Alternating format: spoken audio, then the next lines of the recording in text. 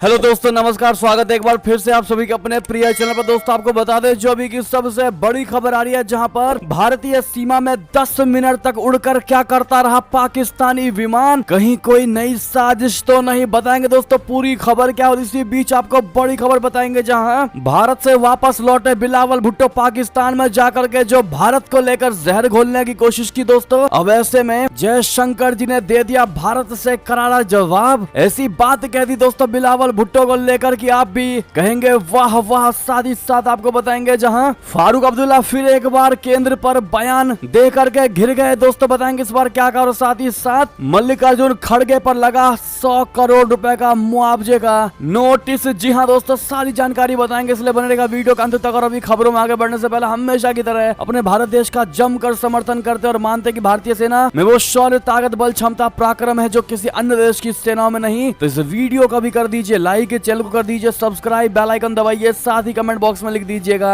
जय हिंद। जी हाँ, तो चलते हैं पहली और सबसे बड़ी खबर की तरफ, जहां जयशंकर जी का बिलावल भुट्टो पर जोरदार कटाक्ष। कहा अगर गेस्ट अच्छा हो यानी मेहमान अच्छा हो तो मैं होस्ट भी उतना ही अच्छा हूँ। जी हाँ दोस्तों, अच्छे मेहमान के लिए मैं एक अच्छा मेजबान हूँ। बता दें गोवा में शंघाई सहयोग संगठन की बैठक हाल ही में आयोजित हुई। इस बैठक में भारत ने प्रोटोकॉल के तहत पाकिस्तान के विदेश मंत्री बिलावल भुट्टो जरदारी को भी आमंत्रित किया। विदेश मंत्रियों की यह बैठक गोवा में आयोजित की गई थी। इस बैठक में बिलावल भुट्टो को भारतीय विदेश मंत्री ने खरी खरी सुना दी थी। जयशंकर जी ने साफ कर दिया था कि पाकिस्तान आतंकवाद की फैक्ट्री है और बिलावल उसके प्रवक्ता हैं। इसके बाद बिलावल ने भी एससीओ समिट में सिर्फ भारत पर ही अपना वक्तव्य केंद्रित रखा। इस बारे में भारतीय समकक्ष एस जयशंकर जी ने रविवार को कहा कि यदि मेहमान अच्छा हो तो वे अच्छे मेजबान हैं। इससे यह साफ हो गया है कि पाकिस्तान के विदेश मंत्री एक अच्छे मेजबान कहलाने लायक नहीं है। मैसूर में मोदी सरकार की विदेश नीति पर एक बैठक में एक सवाल का जवाब देते हुए जयशंकर जी ने कहा कि पाकिस्तान के विदेश मंत्री को एससीओ के विदेश मंत्रियों की बैठक में भाग लेने के लिए आमंत्रित किया गया था, लेकिन अगर आप एससीओ बैठक के बाहर उनके सार्वजनिक बयानों को देखते हैं तो उन्होंने केवल भारत पर बात की है। G20 कश्मीर, बीबीसी की डॉक्यूमेंट्री, लेकिन एससीओ के बारे में कुछ नहीं बोले। मैं एक होस्ट के बतौर क्या करूं, मैं एक अच्छा मेजबान हूं। लेकिन दर्शकों की तालियों की गड़गड़ाहट के बीच जयशंकर जी ने यह बात कही। जी हाँ, जयशंकर जी ने कहा कि बिलावल भुट्टो को भारत आमंत्रित करने के पीछे क्या औचित्य था, इसकी व्याख्या करते हुए जयशंकर जी ने कहा कि हमने पाकिस्तानी विदेश मंत्री को आमंत्रित किया क्योंकि एससीओ के विदेश मंत्रियों की बैठक हुई थी। जब बहुपक्षीय बैठकों की बात आती है तो आप लोगों को उस विषय पर चर्चा करने के लिए आमंत्रित करते हैं। बिलावल भुट्टो पाकिस्तान के प्रतिनिधि के रूप में अपनी बात रखने के लिए आमंत्रित किया गया था। एससीओ से संबंधित मुद्दों पर उनके विचार अलग हो सकते हैं, हमारे विचार अलग हो सकते हैं। जी हाँ, ऐसे में जिस प्रकार से बिलावल भुट्टो ने पाकिस्तान में जाकर के भारत के लिए जहर उगला दोस्तों, और पाकिस्तान के विपक्ष ये कहने लगे हैं कि बिलावल भुट्टो की बेइज्जती की गई है, वैसे में जयशंकर जी ने उन सभी लोगों को करारा जवाब दिया है और कह दिया है कि अगर कोई अच्छा मेहमान है तो मैं उसके लिए एक अच्छा मेजबान हूँ। बाकी आप समझदार हैं दोस्तों, समझ ही जाएंगे कि क्या मतलब है जयशंकर जी का। ऐसे में आपकी जो भी निजी राय हो, अगर आप भी मानते हैं कि वाकई में बिल्कुल करारा जवाब और सटीक जवाब दिया गया है जयशंकर जी के द्वारा, तो इस वीडियो को आज जितना ज्यादा उसके शेयर कर दीजिएगा व्हाट्सएप, फेसबुक पर। चलते हैं अगली खबर की तरफ, जहाँ भारतीय सीमा में 10 मिनट तक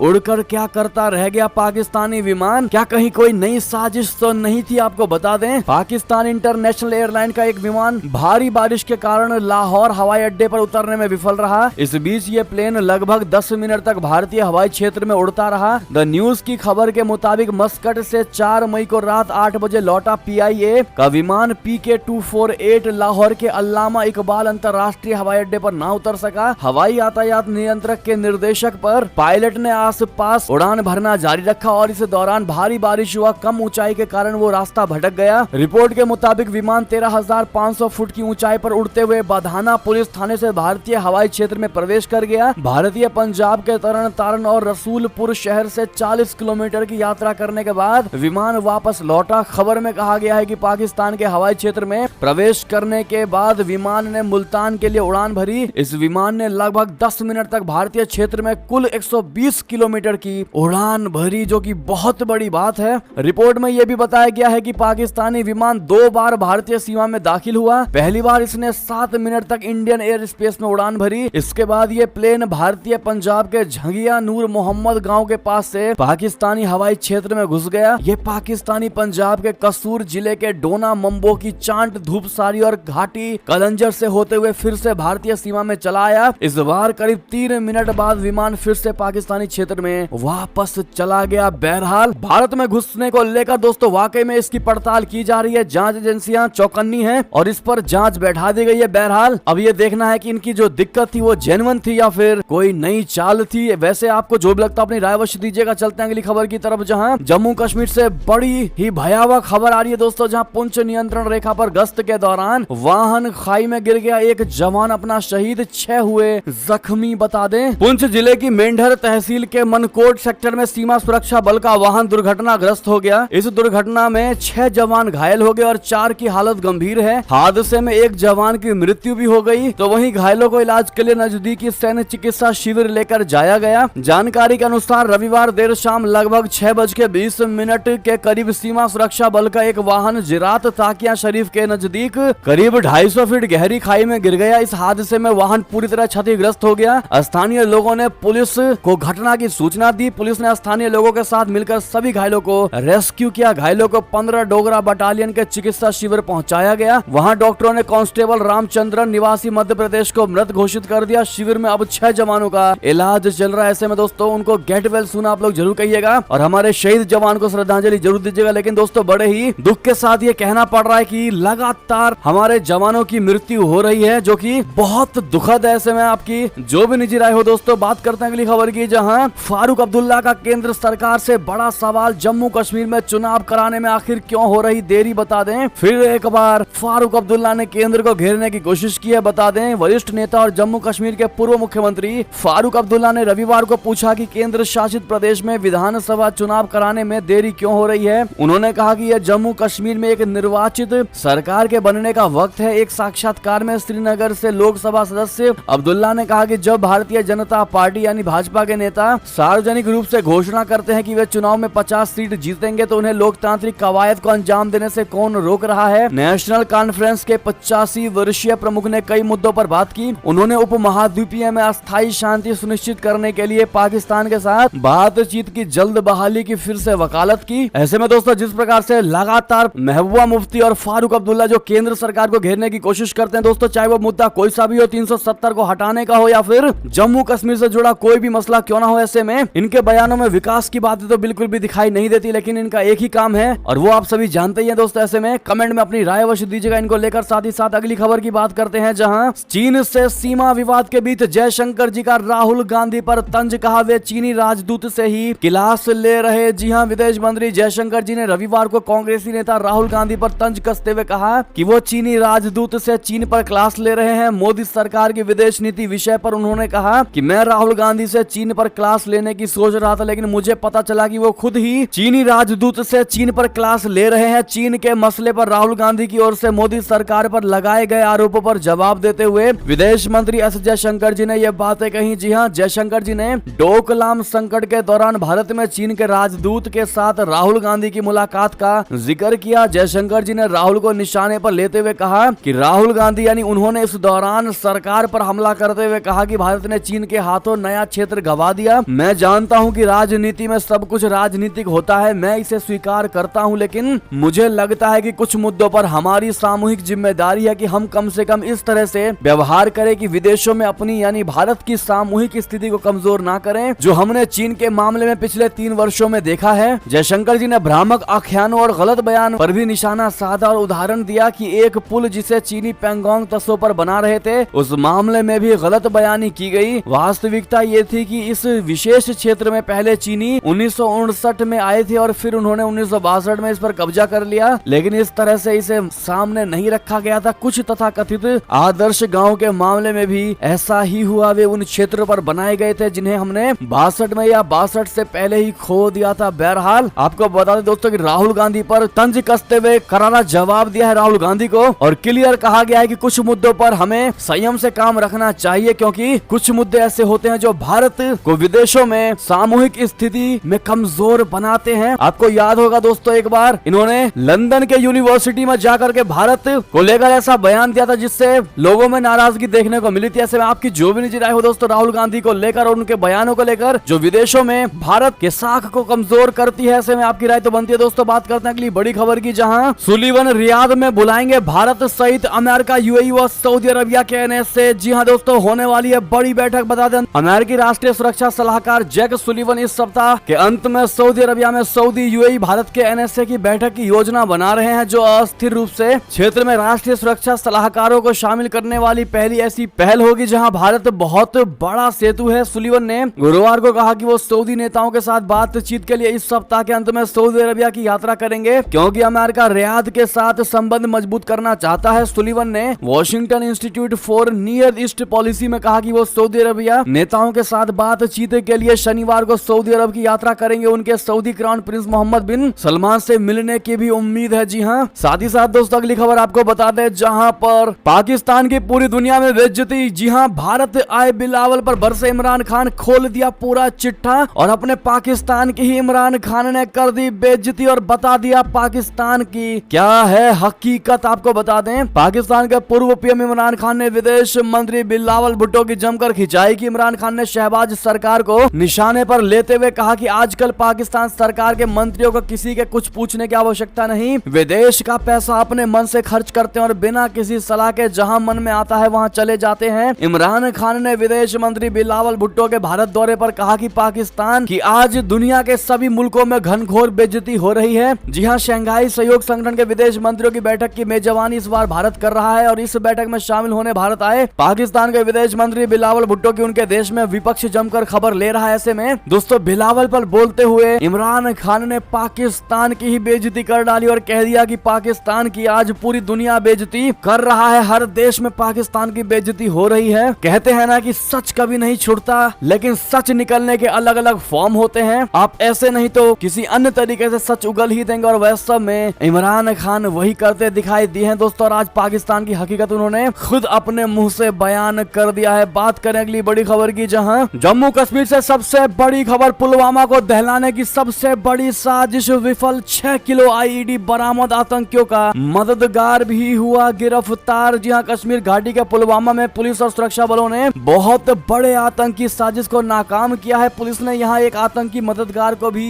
गिरफ्तार कर लिया है। इसके साथ ही करीब 6 किलो आईईडी को बरामद किया गया है। इस मामले में पुलिस और सुरक्षा बलों की जांच जारी है। जानकारी के अनुसार पुलवामा पुलिस ने आतंकी मददगार इशफाक अहमद वानी को गिरफ्तार किया है। वो पुलवामा के अरीगाम इलाके का रहने वाला है। पुलिस ने उसके खुलासे पर करीब 5 से 6 किलो वजनी आईईडी को जब्त किया है। इससे पुलिस ने एक बड़ी आतंकी साजिश को विफल कर दिया है। उत्तर कश्मीर में लगातार 3 मुठभेड़ों के बाद सुरक्षा बढ़ा दी गई है। बता दें कि इन मुठभेड़ों में संयुक्त सुरक्षा बलों द्वारा 5 आतंकवादियों को मार गिराया गया है। अधिकारियों ने कहा कि अतिरिक्त सुरक्षा कर्मियों को जमीनी स्तर पर तैनात किया गया है। हवाई निगरानी के लिए ड्रोन का उपयोग किया जा रहा है। बहरहाल दोस्तों, पुलवामा में फिर बहुत बड़ा आतंकी हमला होते होते बच गया और हमारे भारतीय जवान इस बार सक्सेस रहे दोस्त। ऐसे में अपने इंडियन आर्मीज को थैंक यू कहना बिल्कुल मत भूलिएगा। चलते हैं अगली बड़ी खबर की तरफ, जहां चाइना से 12 टाइप 052D गाइडेड मिसाइल विध्वंसक खरीदने जा रहा सऊदी अरबिया। अब क्या करेगा अमेरिका? जी हां, मध्य पूर्व का सबसे धनी देश सऊदी अरब अपने दोस्त चीन से 12 टाइप 052D गाइडेड मिसाइल विध्वंसक खरीदने की योजना बना रहा है। पिछले महीने अबू धाबी अंतरराष्ट्रीय रक्षा प्रदर्शनी में चीन ने अपने इस युद्धपोत का एक एक्सपोर्ट वेरिएंट टाइप 052DL को प्रदर्शित किया था। दावा यह किया जा रहा है कि सऊदी अरब की सेना पहले से ही चीन के साथ बातचीत कर रही है और भविष्य में इस प्रकार के 12 जहाजों को खरीद सकती है। इस खबर के सामने आते ही अमेरिका से लेकर चीन तक हलचल मच गई है। चीनी सोशल मीडिया पर यूजर्स ने इसे चीन सऊदी अरबिया संबंधों में मील का पत्थर बताया है। तो वहीं अमेरिकी रक्षा मंत्रालय पेंटागन ने कहा कि वो बारीकी से नजर बनाए हुए हैं। बहरहाल एक और खबर आपको बता दें, जहां पर दुश्मनी भूल दोस्ती को तैयार जापान और दक्षिण कोरिया, सियोल पहुंचे किशिदा। क्या किम जोंग के परमाणु बमों का खौफ है? बता दें, दक्षिण कोरिया और जापान के नेताओं ने द्विपक्षीय रिश्तों में सुधार के लिए रविवार को मुलाकात की। ये 2 महीने से भी कम समय में दोनों देशों के नेताओं के बीच दूसरी मुलाकात है। दक्षिण कोरिया और जापान ऐतिहासिक मसलों पर लंबे समय से जारी गतिरोध को दूर करना चाहते हैं तथा उत्तर कोरिया के परमाणु कार्यक्रम व अन्य क्षेत्रीय चुनौतियों के मद्देनजर आपसी सहयोग को बढ़ावा देना चाहते हैं। जापान के प्रधानमंत्री फूमियो किशिदा 2 दिन की यात्रा पर रविवार को दक्षिण कोरिया पहुंच चुके हैं। इससे पहले मार्च के मध्य में दक्षिण कोरिया के राष्ट्रपति यून सुक योल ने टोक्यो का दौरा किया था। जापान और दक्षिण कोरिया के नेताओं ने बीते 12 साल में पहली बार एक के बाद एक दूसरे के देशों की यात्रा की है। साथ ही साथ दोस्तों अगली खबर आपको बता दें, जहां लोकप्रियता की रेस में पिछड़े जो बाइडेन डोनाल्ड ट्रंप के लिए चौंकाने वाले नतीजे बता दें। अमेरिका में राष्ट्रपति चुनाव अगले साल होने वाले हैं, लेकिन मौजूदा राष्ट्रपति बाइडेन अपनी पकड़ खोते दिखाई दे रहे हैं। एक हालिया जनमत सर्वेक्षण में जो बाइडेन की अप्रूवल रेटिंग उनके करियर के सबसे निचले पायदान पर आ गई है।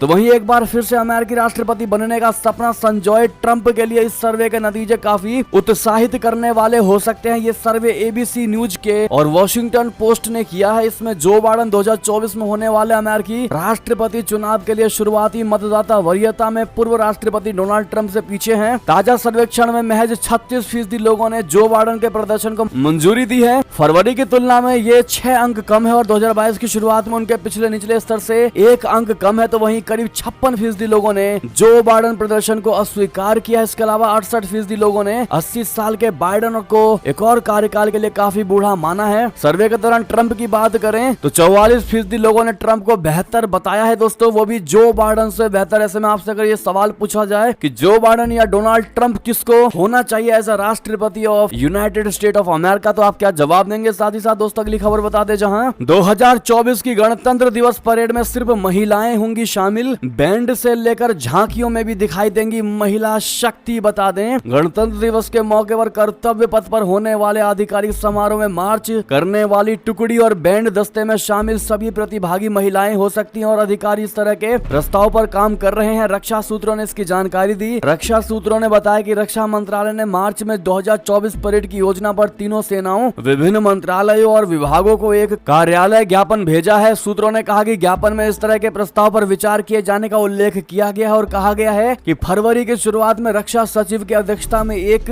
डीब्रीफिंग बैठक आयोजित की गई थी। ज्ञापन में कहा गया है कि विचार विमर्श के बाद यह निर्णय किया गया कि अगले साल गणतंत्र दिवस के मौके पर कर्तव्य पथ पर आयोजित परेड में शामिल टुकड़ियों यानी मार्चिंग और बैंड, झांकी और अन्य प्रदर्शनों में केवल महिलाएं प्रतिभागी शामिल होंगे। बहरहाल इस फैसले पर आपकी क्या राय होगी दोस्तों, लेकिन वीडियो को जिन्होंने अभी तक लाइक नहीं किया प्लीज लाइक कर दीजिएगा। चलते हैं अगली खबर की तरफ, जहां विश्व हिंदू परिषद ने मल्लिकार्जुन खड़गे के खिलाफ भेजा कानूनी नोटिस, मांगा 100 करोड़ रुपए का मुआवजा। बता दें विश्व हिंदू परिषद ने कांग्रेस अध्यक्ष मल्लिकार्जुन खड़गे पर अपनी पार्टी के कर्नाटक चुनाव घोषणा पत्र में बजरंग दल के खिलाफ अपमानजनक टिप्पणी करने का आरोप लगाते हुए उन्हें कानूनी नोटिस जारी कर दिया। साथ ही साथ 100 करोड़ रुपए का हर्जाना मांगा है। तो वहीं विश्व हिंदू परिषद की चंडीगढ़ इकाई और उसकी युवा शाखा बजरंग दल ने 4 मई को नोटिस जारी करके 14 दिनों के भीतर हर्जाने की मांग की है। इस संबंध में भेजे गए प्रश्नों पर कांग्रेस की ओर से तत्काल कोई प्रतिक्रिया नहीं मिली है। कर्नाटक में 10 मई को होने वाले विधानसभा चुनाव के लिए अपने चुनावी घोषणा पत्र में कांग्रेस ने कहा कि वो जाति और धर्म के नाम पर समुदायों में नफरत फैलाने वाले व्यक्ति और संगठनों जैसे बजरंग दल और पॉपुलर फ्रंट ऑफ इंडिया के खिलाफ ठोस और निर्णायक कार्रवाई करने के लिए प्रतिबद्ध है। पार्टी ने वादा किया कि कार्रवाई में ऐसे संगठनों के खिलाफ प्रतिबंध शामिल होगा। जी हां दोस्तों, साथ ही साथ आपको बताते जहां मल्लिकार्जुन खड़गे ने पीएम मोदी पर कसा तंज, कहा उनका जैकेट मशहूर दिन में 4 बार बदलते हैं। जी हां, कर्नाटक की 224 सीटों वाली विधानसभा के मतदान के लिए 3 दिन से भी कम का समय बचा है। ऐसे में सियासी दलों और नेताओं ने पूरी ताकत झोंक दी है। इस बीच कांग्रेस प्रमुख मल्लिकार्जुन खड़गे ने रविवार को प्रधानमंत्री नरेंद्र मोदी पर तंज कसा है। खड़गे ने कहा कि उनका जैकेट मशहूर है और वो इसे दिन में 4 बार बदलते हैं। भारत की आजादी में आरएसएस और भाजपा के योगदान का मुद्दा उठाते हुए खड़गे ने दावा किया कि जब कांग्रेसी अपने जीवन का बलिदान दे रहे थे, आरएसएस नेता बड़े सरकारी पद पाने में व्यस्त थे। उन्होंने कहा कि मोदी कहते रहते हैं कि कांग्रेस ने पिछले 70 साल में क्या किया है। अरे भाई, अगर हमने 70 साल में कुछ नहीं किया होता तो आप इस देश के प्रधानमंत्री नहीं होते। हम आजादी लेकर आए हैं। जी हाँ, ऐसे में दोस्तों खड़गे ने फिर एक बार प्रधानमंत्री नरेंद्र मोदी जी पर तंज कसने की कोशिश की है। ऐसे में उनके इस बयान को लेकर आपकी क्या राय होगी दोस्तों, कमेंट में लिखकर अवश्य बताइएगा। साथ ही साथ अगली खबर आपको बता दें, जहां वोटिंग से पहले कर्नाटक में कांग्रेस पर गरजे पीएम मोदी जी, सोनिया गांधी के लिए कह दी ये बात। दरअसल कर्नाटक विधानसभा चुनाव के लिए वोटिंग का दिन नजदीक आता जा रहा है और तमाम राजनीतिक पार्टियों ने अपनी पूरी ताकत झोंक दी है। पीएम मोदी खुद बीजेपी के लिए फ्रंट फुट पर बैटिंग कर रहे हैं। रविवार को पीएम मोदी जी ने कर्नाटक के शिवमोगा में जनसभा को संबोधित करते हुए कांग्रेस पर जमकर हमला बोला। पीएम मोदी ने कहा कि डरी हुई पार्टी कर्नाटक चुनाव में प्रचार करने के लिए अपनी सीनियर नेता सोनिया गांधी को लेकर आई, क्योंकि उसका झूठ काम नहीं आया। कर्नाटक चुनाव के लिए 10 मई को वोटिंग होगी और 13 मई को नतीजे घोषित किए जाएंगे। जी हाँ, सोनिया का नाम लिए बिना मोदी जी ने कहा कि अब कांग्रेस इतनी डर गई है और सहमी हुई है कि जब उनका झूठ काम नहीं आया तो जो लोग प्रचार में हिस्सा नहीं ले रहे थे उन्हें यहाँ लाया जा रहा है। कांग्रेस ने हार की जिम्मेदारी एक दूसरे पर डालनी शुरू कर दी। गौरतलब है कि स्वास्थ्य कारणों से 2019 के लोकसभा चुनावों के बाद से प्रचार और सार्वजनिक रैलियों से दूर रहने वाली सोनिया गांधी ने शनिवार को हुबली में अपनी पहली चुनावी सभा को संबोधित किया। जी हां, प्रधानमंत्री मोदी जी ने प्राइवेट सेक्टर में हर साल 2 लाख नौकरियां देने के कांग्रेस के वादे को भी उसका झूठ करार दिया। उन्होंने दावा किया कि कर्नाटक की सत्ता पर काबिज बीजेपी सरकार ने कोविड-19 महामारी के बावजूद पिछले 3.5 साल में हर साल राज्य में 13 लाख से ज्यादा लोगों को नौकरियां दी हैं। जी हां, अगली खबर आपको बता दें दोस्तों, जहां योगी के मंत्री के इस बयान की चर्चा हुई तेज। उन्होंने कहा बजरंगबली का नारा नहीं तो क्या अल्लाहू अकबर बोलूं। बता दें, निषाद पार्टी के राष्ट्रीय अध्यक्ष संजय निषाद ने कहा कि कांग्रेस को जनता ने उनके कर्मों के आधार पर बैन कर दिया है। बजरंगबली पर उठे सियासी बवाल पर कहा कि अगर हम अपने देश में भगवान राम का नारा नहीं लगाएंगे,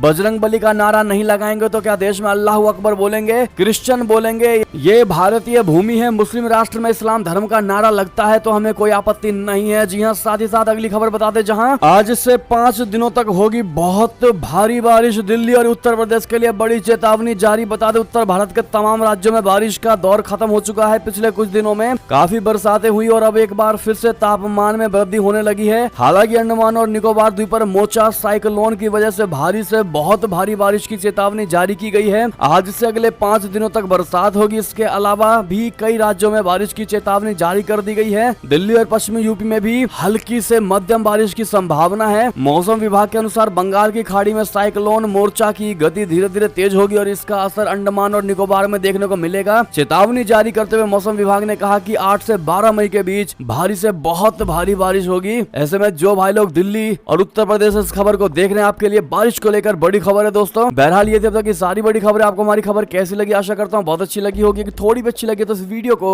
अभी अपने भाई बंधुओं में व्हाट्सएप, फेसबुक, ट्विटर के जरिए पूरे भारत में शेयर करना बिल्कुल मत भूलिएगा। और अभी कर दीजिए इस वीडियो को लाइक, चैनल को कर दीजिए सब्सक्राइब, बेल आइकन दबाइए, साथ ही कमेंट बॉक्स में लिख दीजिएगा जय हिंद जय भारत। साथ ही साथ यहाँ तक बने रहने के लिए आप सभी का बहुत बहुत धन्यवाद।